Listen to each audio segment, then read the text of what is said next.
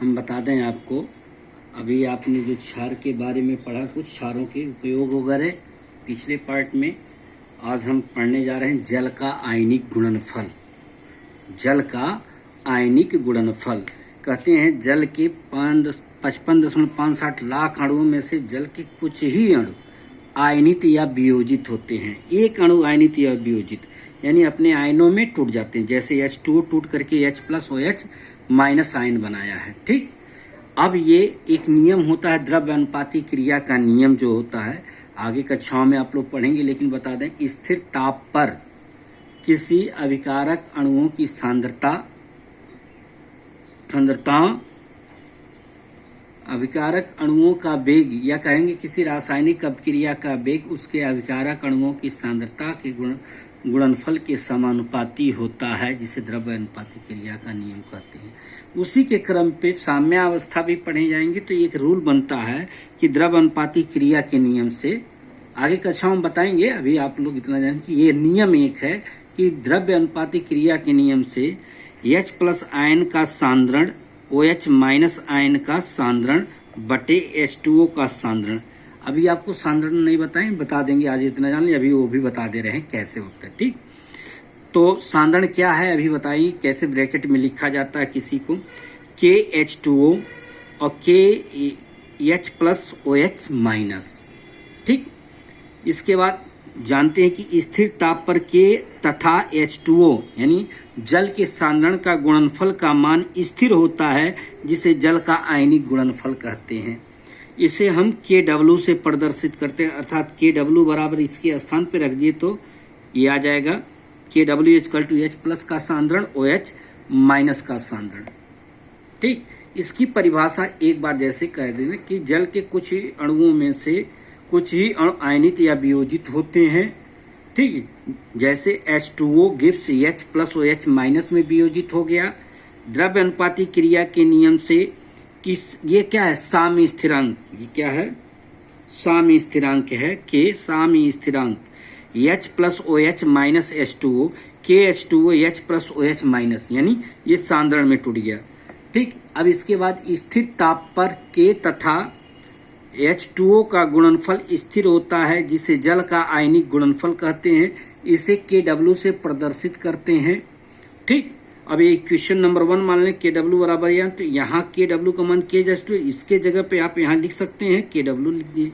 अब यहाँ परिभाषा बदल जाती है, यहाँ पे परिभाषा ये हो जा रही है कि स्थिर ताप पर जब ताप अभिक्रिया, जब दो भी अभिक्रिया होती है ताप स्थिर हो जाता है, तो स्थिर ताप पर जल के हाइड्रोजन आयन का सांद्रण तथा OH- आयन का सांद्रण का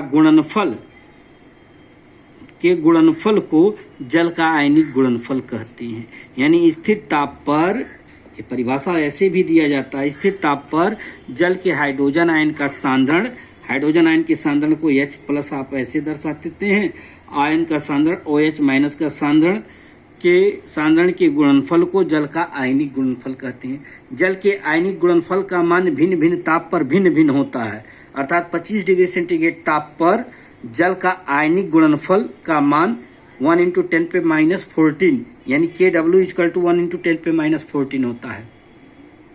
ठीक, इतना होता है KW को।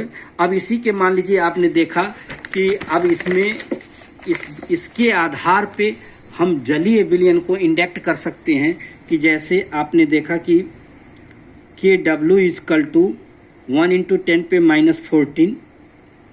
अब KW आप जानते हैं कि H+ का सांद्रण OH- का सांद्रण बराबर हम 10 × 14 लिख सकते हैं, क्योंकि यहाँ 1 से गुणा करेंगे तो यही आएगा।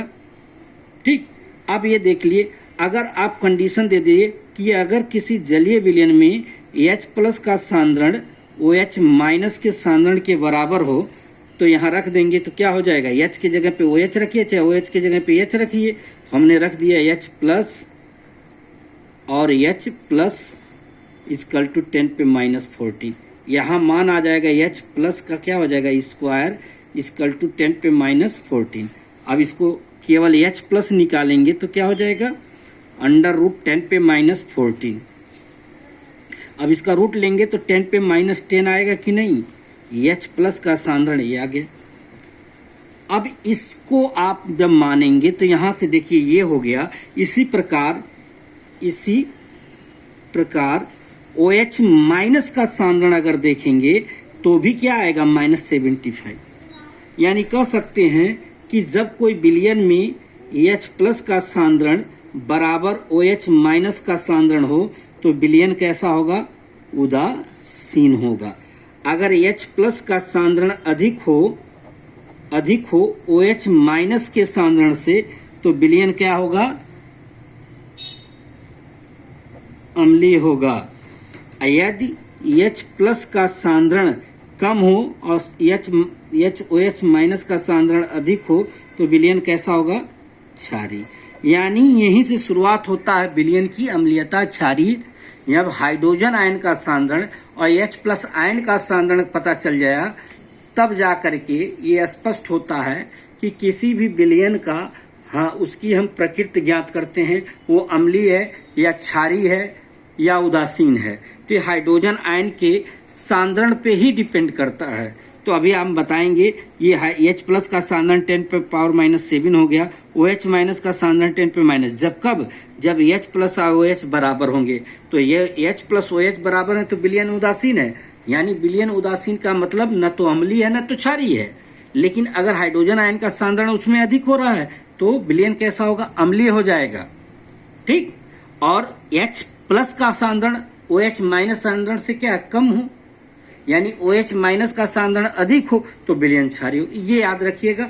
इसी को आधार मान करके सोरेंस नामक वैज्ञानिक ने एक स्केल तैयार किया जिसे pH स्केल कहते। तो हम बता दें pH स्केल के बारे में थोड़ा सा। ठीक। तो आगे टर्म पे तो जल का आयनिक गुणनफल इसी को हम लेते हैं तो pH वैल्यू आती है। तो इस पे हम बता दें कि pH क्या है, pH कैसे आप ज्ञात करेंगे, अभी आपको हम बताएंगे फार्मूला भी। तो pH, पहले तो pH के बारे में आप जान लीजिए कि जो pH स्केल क्या है। pH पैमाना या pH स्केल कह सकते हैं। अम्ल और क्षारकों के जलीय विलयन में हाइड्रोजन आयन की सांद्रता यानी हाइड्रोजन आयन का सांद्रण नापने के लिए सोरेंस ने एक पैमाना विकसित किया जिसको pH स्केल कहते हैं। जिसे क्या कहते हैं, pH स्केल। जैसे जल के आयनिक गुणनफल का मान आप जानते हैं, जल के आयनिक गुणनफल का मान 10 पे पावर इतना है। KW का मान किस डिग्री पे, 25 डिग्री सेंटीग्रेड ताप पर। इसी को मानक मान करके हम काम करते हैं। तो 14 है तो 14 का एक स्केल बना लिया गया। जैसे देखिए स्केल 0 से लेके 14 के बीच में ये pH मान है। अभी हम बताएंगे आपको। उदासीन, इधर का अम्लीय हो गया, इधर का अम्लीय। मतलब विलयन में हाइड्रोजन आयन के सांद्रण नापने के लिए सोरेंस ने एक पैमाना विकसित किया जिसको pH स्केल कहते हैं। यह पैमाना सन 1909 ईस्वी में तैयार किया था उन्होंने। अब pH मान के आधार पर 7 से कम है तो अम्लीय, 7 से अधिक है क्षारीय। pH परिभाषा के अनुसार OH-14 तक pH मान वाला स्केल है। यानी pH मान 0 हो तो वो प्रबल अम्लीय, pH मान 7 हो तो उदासीन, pH मान 14 हो तो प्रबल क्षारीय। pH मान का अर्थ क्या है अब ये आपको बता दें। जैसे देखिए ऑलरेडी pH इसको हम 3 प्रकार के भागों से जानते हैं। pH एक होता है कि इसको कहते हैं पोटेंज ऑफ हाइड्रोजन। पोटेंज ऑफ हाइड्रोजन यह जर्मन भाषा का शब्द है। दूसरा एक लेते हैं हम पुसेंस,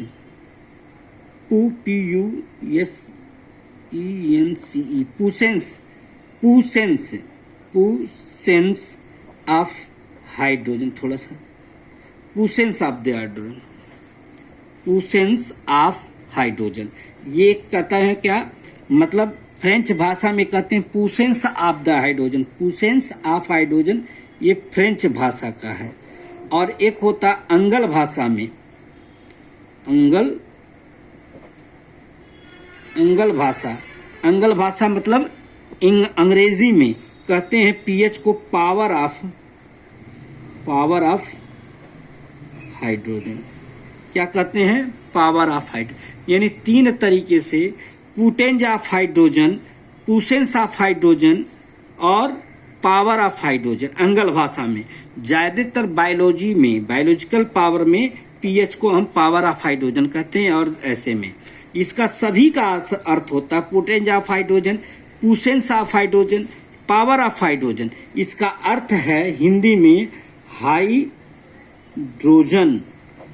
हाइड्रोजन का सांद्रण। क्या है? हाइड्रोजन का सांद्रण। समझ में आया? मतलब पुसेंस ऑफ द हाइड्रोजन, पुटेंज ऑफ द हाइड्रोजन। जर्मन भाषा में पीएच का क्या होता है? पुटेंज ऑफ हाइड्रोजन। और अंग्रेजी भाषा में क्या होता है? पुसेंस of hydrogen, power of hydrogen. और फ्रेंच में होता है, फ्रेंच में भाषा में पुसेंस ऑफ हाइड्रोजन। पुसेंस ऑफ द हाइड्रोजन, पुसेंस ऑफ द, यहाँ पे द लगता है, द हाइड्रोजन का अर्थ होता है, पुसेंस ऑफ द हाइड्रोजन का अर्थ होता है हाइड्रोजन का सांद्रण। ठीक, ये पीएच स्केल है आपको निकालने के लिए। और इसी क्रम में हम एक और आपको बता दें कि अब थोड़ा सा ये देख लीजिए, अभी ये चीजें हैं सांद्रण के बारे में। मतलब हम देखेंगे सक्रिय द्रव्यमान या मोलर सांद्रता कहते हैं। इसको कहते हैं एकांक आयतन में उपस्थित, परिभाषा होता है एकांक हाइड्रोजन में उपस्थित ग्राम भारों या अणु भारों, एकांक आयतन में उपस्थित ग्राम भारों या अणु भारों की मात्रा को, एकांक आयतन होता ना, एकांक, फिर से लिख दे रहे हैं इसको, गलत हो गया। इसके लिए देखिए, एकांक आयतन में उपस्थित ग्राम भारों या अणुभारों की मात्रा को सक्रिय द्रव्यमान या मोलर सांद्रता कहते हैं, मोलर सांद्रता कहते हैं। इसे गुरु कोष्ठक से प्रदर्शित करते हैं, गुरु कोष्ठक से प्रदर्शित करते हैं। अब मान लीजिए सक्रिय द्रव्यमान का फार्मूला होता है ग्राम भार बटे अणुभार गुणे आयतन लीटर में। और ग्राम भारों या मोलों, यहाँ अणुभारों नहीं, ग्राम भारों या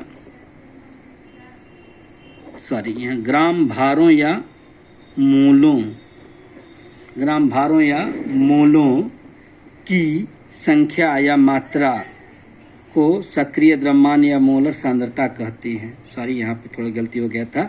एकांक आयतन में उपस्थित ग्राम भारों या एकांक आयतन में उपस्थित ग्राम भारों या मोलों की संख्या, मोलों की संख्या या मात्रा, मोलों की संख्या या मात्रा को सक्रिय द्रव्यमान या मोलर सांद्रता कहते हैं। इसे गुरु कोष्ठक से प्रदर्शित करते हैं। सक्रिय द्रव्यमान बराबर ग्राम भार बटे इतना। यहाँ पे हम लिख देते हैं ऐसे, ग्राम भार को हम ग्राम भार बटे होता, तो यहाँ पे मोलों की संख्या भी लिख सकते हैं बटे आयतन लीटर में। ठीक, ये फार्मूला हो गया। एक ये फार्मूला हो जाता है सांद्रण ज्ञात करने के लिए। अगर ये मान लीजिए है मोलों की संख्या बराबर होता फार्मूला में, मोलों की संख्या बराबर होता है क्या, ग्राम भार बटे अणु भार, ग्राम भार बटे अणु भार। ठीक, ये यहाँ पे लिख दिया कि ग्राम भार बटे अणु भार, मोलों की संख्या आ जाए आयतन। ये सक्रिय द्रव्यमान, जैसे N2 का सक्रिय द्रव्यमान, N2 का सक्रिय द्रव्यमान क्या हो जाता है, N2 को हम गुरु कोष्ठक में प्रेजेंट करते हैं, N2 को गुरु कोष्ठक में। अब जैसे H+ का हाइड्रोजन आयन का सांद्रण भी जो होगा वो गुरु कोष्ठक में H+ आयन का सांद्रण हो जाएगा। H2 का सांद्रण या N2 का सांद्रण, ये भी आंद्रण, तो हम इसको प्रेजेंट करते हैं किसको, H2 को ऐसे। ये हाइड्रोजन का सांद्रण है, यह हाइड्रोजन आयन का सांद्रण है एंड नाइट्रोजन आयन का सांद्रण है। इसको सक्रिय द्रव्यमान भी कहते हैं और सांद्रण भी कहते हैं। अब इस पर एक सवाल कैसे लगाते हैं उसको हम बता देते हैं आपको। इसी फार्मूले पे दो तरीके से है सवाल को। एक क्वेश्चन है क्या, एक पात्र में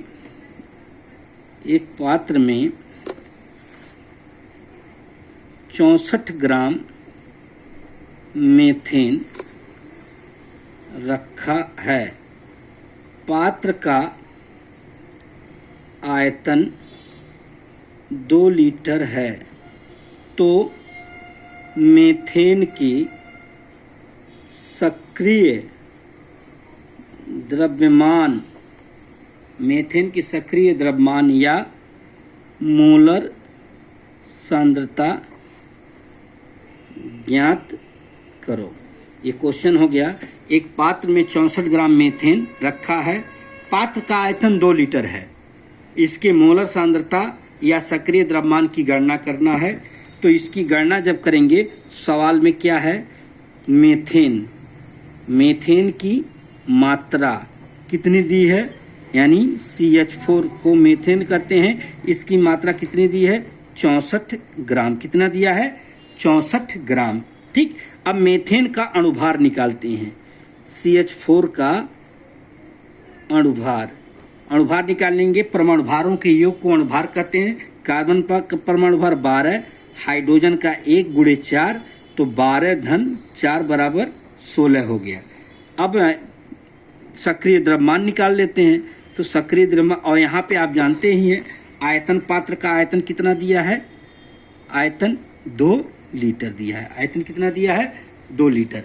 अब इस पात्र में आप जैसे रखेंगे, सक्रिय द्रव्यमान को हम ब्रैकेट में लिख देते हैं। अब यहाँ फार्मूला हो जाएगा ग्राम भार बटे अणुभार गुणे आयतन लीटर में। तो ग्राम भार का मतलब क्या हो जाएगा, 64 ग्राम जो दिया है, और अणुभार निकाले हैं आप ये 16। आयतन कितना है, 2 लीटर, 16 चौक 64, 4 गुणे 2, यहाँ पे आ जाएगा क्या, 4/2 आ गया। तो यहाँ पे आ गया 2 ना, कट जाएगा 2, यानी 2 क्या आएगा, मोल प्रति लीटर। इसके पहले एक फार्मूला हमने नहीं लिखवाया था, थोड़ा सा यहाँ पे देखिएगा कि पिछले टर्म में सक्रिय द्रव्यमान, अब यहाँ पे है कि सक्रिय द्रव्यमान, यहाँ लिख लीजिए सक्रिय द्रव्यमान या मोलर सांद्रता का मात्रक जो होता है, मात्रक यानी यूनिट मोल प्रति लीटर होता है, मोल प्रति लीटर होता है। मोल प्रति लीटर को, अब जैसे मोल को हम ऐसे लिख देते हैं, मोल लीटर लिख करके इस पर माइनस कर देंगे, प्रति लीटर ऐसे भी हो जाएगा, मोल प्रति लीटर होता है। ठीक, तो इस तरीके से आप देखेंगे कि एक पात्र में है, निकालेंगे ग्राम भार इतना और इसको ऐसे कर देंगे, तो ये फार्मूला है, क्वेश्चन है आपका। एक पात्र में 64 ग्राम मीथेन रखा गया है, पात्र का आयतन 2 लीटर है, मीथेन की सक्रिय द्रव्यमान या मोलों यहाँ पे देखो, मोलों की सांद्रता ज्ञात करो। जैसे मेथेन की मात्रा CH4 ग्राम, आयतन 2 लीटर, CH4 का अणुभार हमेशा क्या हमने 9th में बताया था कि 9th में आप लोगों ने पढ़ा था कि किसी अणु में उपस्थित अणुभारों के योग को, किसी अणु में उपस्थित परमाणुओं के परमाणु भारों, किसी अणु में उपस्थित परमाणुओं के परमाणु भारों को योग को अणुभार कहते हैं। जैसे इसमें देखिए, एक कार्बन परमाणु एक हाइड्रोजन है, दोनों का कार्बन परमाणु का परमाणु भार 12 होता है, हाइड्रोजन परमाणु का 1 होता है, 4 है, इसमें 4 का गुणा कर दिए, निकाल लिए। फिर इसके बाद इसका हम इस फार्मूले पे निकाल के सक्रिय द्रव्यमान निकाल लेते हैं। अब इसके टॉपिक पे अगला हम पढ़ाएंगे पीएच मान की वैल्यू। पीएच मान किसे कहते हैं, पीएच स्केल बता दिए, ये सब कॉपी पे नोट कर लीजिएगा।